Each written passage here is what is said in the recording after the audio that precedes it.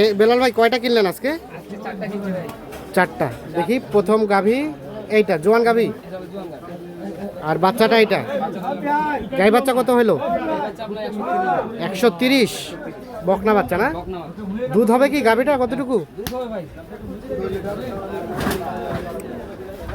কয় লিটার হবে? 5 লিটার ধরছেন।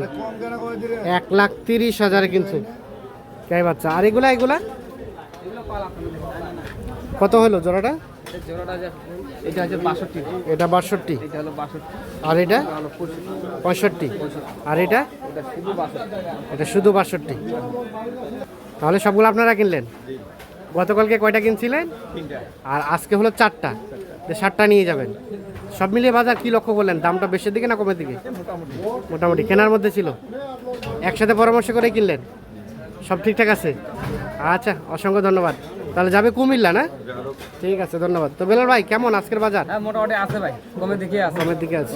আর আপনারা তো কেনাকাটার সাথে কেনাকাটার আছেন। সাথে আছি। এই ধরনের গাভী থাকে? এই ধরনের গাভি থাকে, পার্টির যে প্রকারের গাভি লাগবে আমি দিতে পারবো। মোবাইল নাম্বারটা দেন। 01760 হ্যাঁ। 586 374।